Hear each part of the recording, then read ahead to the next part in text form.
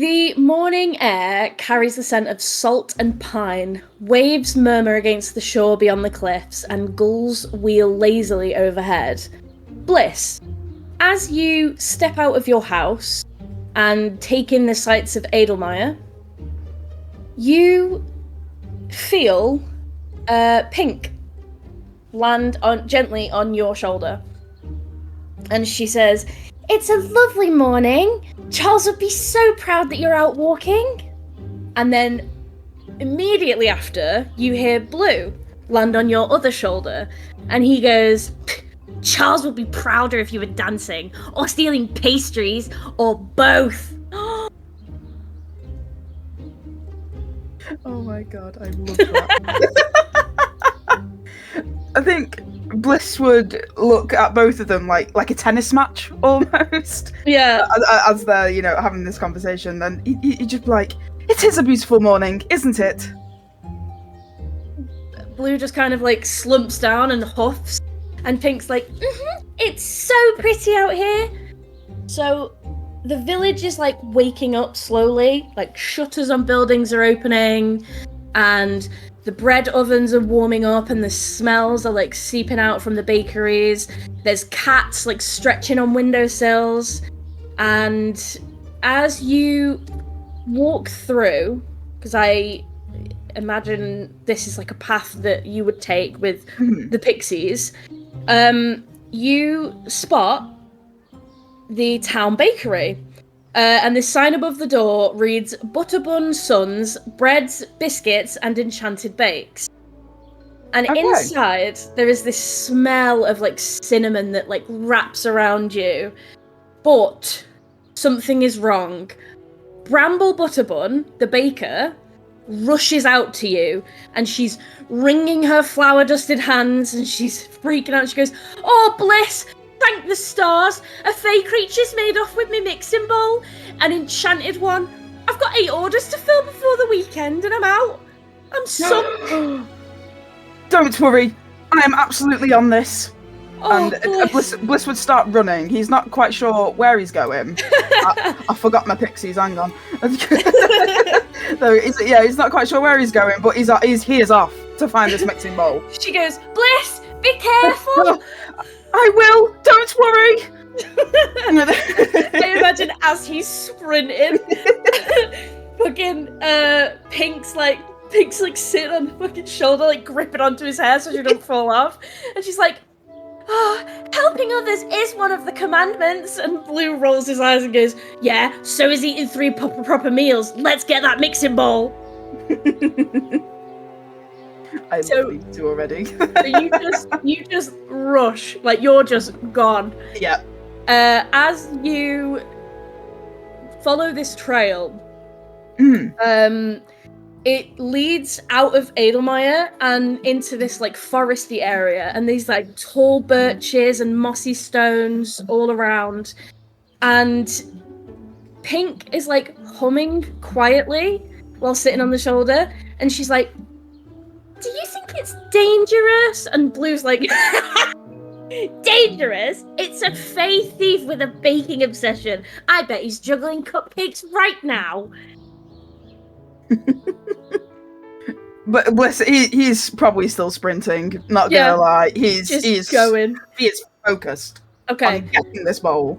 So as you keep running, you're just fucking going. You're Usain Bolt. You're gone. Absolutely. Straight down into this clearing. And that is when you spot this creature. It is a fey creature. Now, can you make me either a survival, arcana, or history check? Let me just pop my pixies in. Mm-hmm. They're very important. Oh god. There we go. So, a history, arcana, or survival? Yeah. I'm not proficient in any of those. Right, this dice roll is going to be really slow because I've opened it in the wrong tab. It's alright, don't worry. I like this music. I like this music too. I'm here for it.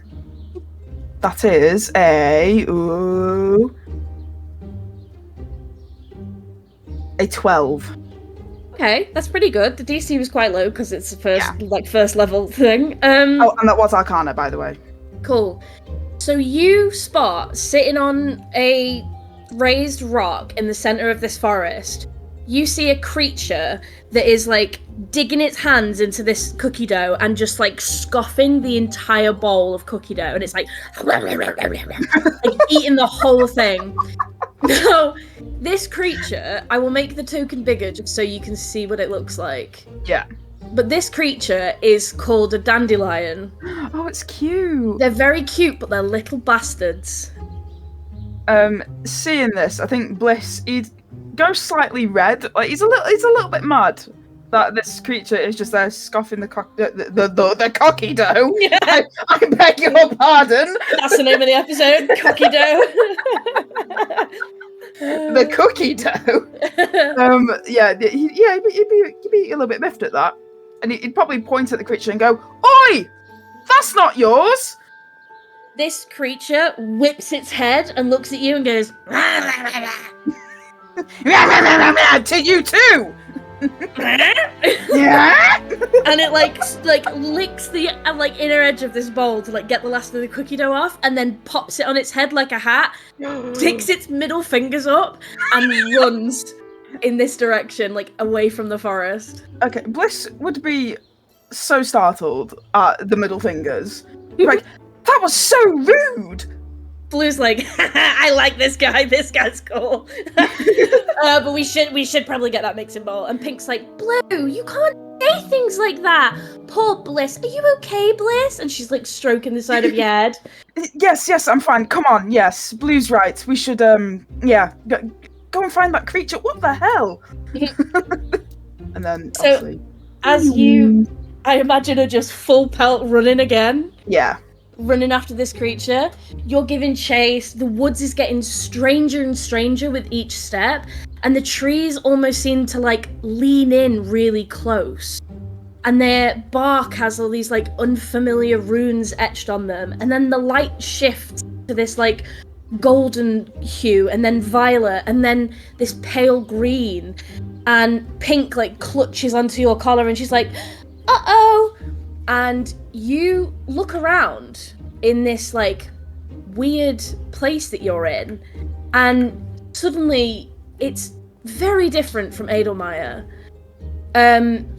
You are surrounded in this like forest of these like mushroom houses of like every size and colour, and in the little windows and doors in these mushroom houses are these tiny myconoids like peeking out at you. And they all look a bit like weary and like, oh, who is this? And Pink goes, I don't think we're in Aidelmire anymore. And Blue goes, we're in it now. Farewell, Detour, baby. I think Bliss would try and comfort Pink a little bit, be like, oh, it's okay, don't worry, we'll handle this. Don't worry, we're friends. Don't worry. These myconoids are like peeking out, and they're like nodding as you say we're friends, and they're like, seems chill. Then yeah, I'd go and look around for that little dandelion. Yeah, cool. So you walk this path, and eventually you spot this dandelion lying on its back with like an engorged belly because of how much cookie dough it's eaten. And it's like snoring, it's like, oh my. And this mixing bowl is just lying next to it. You know, prime for the taking. Yeah, I'm definitely going to try and sneakily do that. You can make me a sleight of hand or a stealth check if you want to do it sneakily. Yes, I will do sleight of hand, I think. This is by far the most chaotic. No! That was a natural one! Oh no! Okay, so this thing is out cold. This dandelion is like out cold on the floor. He is like fast asleep. Yeah. Let me find his little token actually. There you go. So we've got a visual. Okay. So he's fast asleep, and you go over and like try and like sneakily take this bowl. Yeah. This thing's just already asleep. You grab this mixing bowl, not realizing that because it's had cookie dough in it, that means it's really buttery, and you drop the mixing bowl, and it smacks the dandelion in the head. Oh, and now it's going to be asleep for a little bit longer, but it doesn't wake up because now it's been knocked out. Okay. And as you're like leaning down to pick this mixing bowl up, Blue bursts into laughter, and Pink's like, "Oh, poor baby," kind of thing. And then you hear voices in the distance, and as you look up, you see this giant stone circular building, almost like a coliseum. Ooh. And you can hear voices coming from within, and it's 3 voices that sound very confused. Okay. At the sound of confusion, I think Bliss would definitely want to help. So he'd took the bowl, away into his backpack or satchel. I imagine he'd carry actually. Yeah. And make his way. Yeah, his man purse, and make his way over to them voices. Okay, so as you're walking up to this building, Pink she's calmed down a little bit. She's like less on edge, but she's still a little bit weary, and she's like, Pink literally just has Bliss's best interest at heart. She just wants to keep him safe. Blue just wants to get him into trouble. That's the kind of vibe here. And so Blue's like, "Oh, mystery, what's going on?" And Pink's like, "Blue, stop it. Leave Bliss alone." And they're like arguing back and forth on your shoulder. As you step up to this building, there is like this giant archway, and inside you can see this huge like round wooden table with these 8 chairs around it. And right in the doorway you see this very frazzled looking gnome, and she's got this like bushy pink hair, and she's got these ink stained hands, and she looks so, bless her, just so like out of it. So I'm about here on the map then. Yeah, perfect. Yeah. Cool. And as soon as she looks up and she sees you, she goes, "Oh, another one! Excellent! Take a seat, please. We're nearly ready. Just a few more people. You should have a token." And as she says the word token, you feel something in your pocket that wasn't there before. But Bliss would reach into his pocket, and take it out. Okay, it is a small wooden circular token with a number 4 on it. 4? What does 4 mean? That means you are, and she looks down at her list and she goes, "Blissbop." How do you know my name? I know lots about you, Blissbop. You're really cool. I know that, but please come in, take a seat. We've got refreshments, we've got sweeties, we've got sweeties. He would run over. So at the refreshments table, there's like every kind of sweet that you can think of.